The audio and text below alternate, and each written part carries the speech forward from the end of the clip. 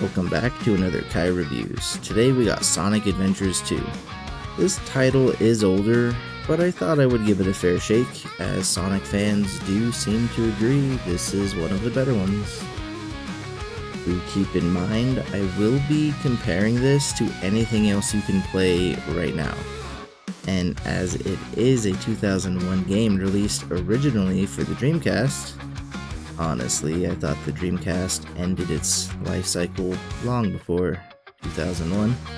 Regardless, I am not going to be pulling my punches. I hope your biscuits are buttered, cause here we go. You know when you were younger and you went to some kind of arcade, maybe it took nickels, maybe they had their own little coin token, maybe yours was newer and just had the cards and you walked around and swiped to play some games. Well, that is what this felt like. Feels like it was built for an arcade. Which is not surprising at all considering the market back then. With awkward controls accompanying some pretty fun, faster paced stages, it just slowed me down a lot. I know if I play this for a few hours, I will get used to it, but there's just not enough here to keep me hooked for hours and hours. This is a nostalgia game through and through. If you played this when you were a kid, it has a special place in your heart and soul. I get that. You will play this even today and have a lot of fun. But for anyone who did not grow up with this game and is not a Sonic fan to begin with, this was only okay. Gameplay was surprisingly fun, as each character you play plays differently. Knuckles gets to fly, Tails gets some robo murder machine, and Sonic gets to zoom around like, well, Sonic. Graphics are atrociously bad. Even for 2001, it was meh. Games like Max Payne, Metal Gear Solid 2, Halo 1 dumpsters this so hard, like you did with your can of Pepsi after your grandma took a sip. I will note, I am pretty sure those games were pushing the boundaries for the time, but I am trying to be as fair as I can here. In no way does this hold up after 24 years after release. The story is, well, I mean, it's there. It barely gets touched or really expanded on, but the characters do have a purpose for their actions. Low story, but I mean, at least there's something.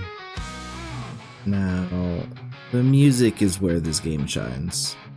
Every stage has their own track, and each track is kinda a hit.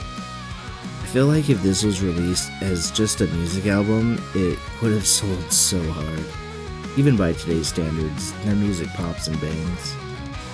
Honestly, if they remade this game into some kind of Guitar Hero style game with Sonic bouncing around to some beats, it would be so much fun.